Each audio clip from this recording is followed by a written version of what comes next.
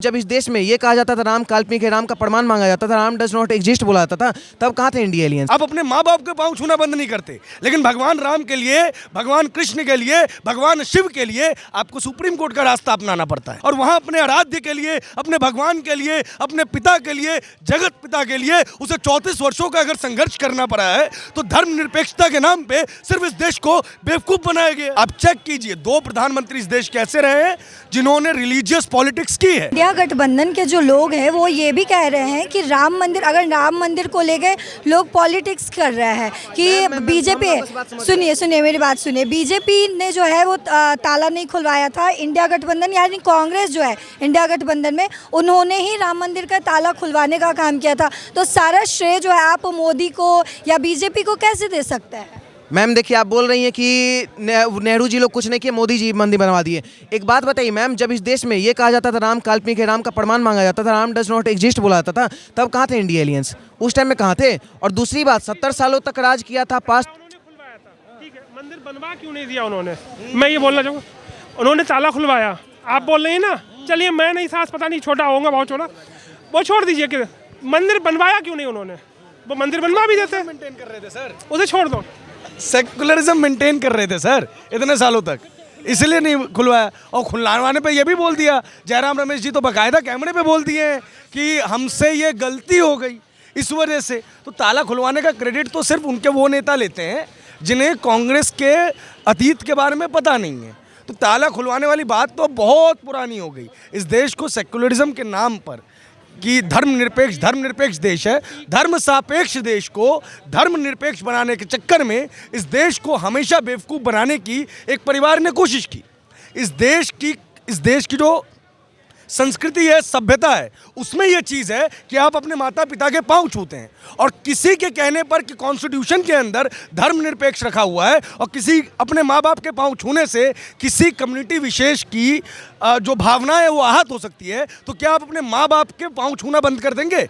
आप अपने माँ बाप के पांव छूना बंद नहीं करते, लेकिन भगवान राम के लिए, भगवान कृष्ण के लिए, भगवान शिव के लिए आपको सुप्रीम कोर्ट का रास्ता अपनाना पड़ता है। ये बताता है कि ये देश धर्मनिरपेक्ष है ही नहीं, ये देश धर्म सापेक्ष है। यहाँ की जो मेजॉरिटी आबादी है वो धर्मधीरू है, वो डरती है कि किसी चींटी के ऊपर मेरा पाँव न चला जाए, उसको आटा देती है। एक कुत्ते को रोटी खिलाती है, पहली रोटी गाय को देती है क्योंकि उसमें उसे भगवान नजर आते हैं, उसमें उन्हें माँ नजर आती है। डरते हैं कि कोई साधु घर पे आए तो भूखा ना चला जाए, मैं अपने पूर्वजों को क्या मुंह दिखाऊंगा। और वहाँ अपने आराध्य के लिए, अपने भगवान के लिए, अपने पिता के लिए, जगत पिता के लिए उसे 34 वर्षों का अगर संघर्ष करना पड़ा है तो धर्मनिरपेक्षता के नाम पे सिर्फ इस देश को बेवकूफ़ बनाया गया है। ताला खुलवाया इसलिए क्योंकि राजीव गांधी एक कमजोर प्रधानमंत्री थे, वो हर जगह के कट्टरपंथियों को खुश करना चाहते थे। आप चेक कीजिए, 2 प्रधानमंत्री इस देश के ऐसे रहे हैं जिन्होंने रिलीजियस पॉलिटिक्स की है। पहले राजीव गांधी और दूसरे वीपी सिंह। राजीव गांधी ने शाहबानो का फैसला पलट दिया। आज जो लोग कह रहे हैं ना कि अगर कांग्रेस होती तो भी राम मंदिर बना देती, समाजवादी होती तो भी राम मंदिर बना देती, तो आपको बता दूं, सुप्रीम कोर्ट के फैसले को पलटने के लिए शायद ये अध्यादेश ले आते और गंगा जमुनी तहजीब के नाम पर 2 हिस्से मुस्लिम पक्ष को या 2 हिस्से हिंदू पक्ष को और 1 हिस्सा मुस्लिम पक्ष को दे दिया जाता और कोई कुछ नहीं कर पाता। आज जो भव्य मंदिर बना है, जो दिव्य मंदिर बना है, वो वहाँ नहीं बन पाता।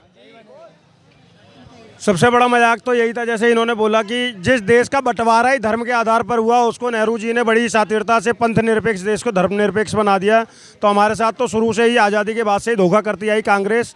और अगर मैं देखूं टोटल तो 60 साल देश में राज किया कांग्रेस ने, लेकिन हिंदुस्तान को गर्त में डाल दिया था। आज हमें एक ऐसा नेतृत्व मिला है नरेंद्र मोदी के रूप में जिसने देश को विश्व पटल पे गौरवान्वित किया है। आज अगर चांद के साउथ पोल पे भी हमारा तिरंगा लहरा रहा है तो कहीं ना कहीं हमारे साइंटिस्टों का भी वो हौसला बुलंद करने के लिए और उनको उस तरीके से बजट देने में मोदी जी का बहुत बड़ा योगदान रहा है। या आज राम मंदिर अगर हमारा बनकर तैयार हुआ है, बेशक उसमें लाखों बलिदानी हमारे थे जिनके सहयोग से वो हुआ और कोर्ट के निर्णय से हुआ, लेकिन अगर वो नरेंद्र मोदी जी जैसा हमारे पास सशक्त नेता नहीं होता तो कोर्ट के आदेश के बाद भी वो मंदिर बन पाना नामुमकिन था।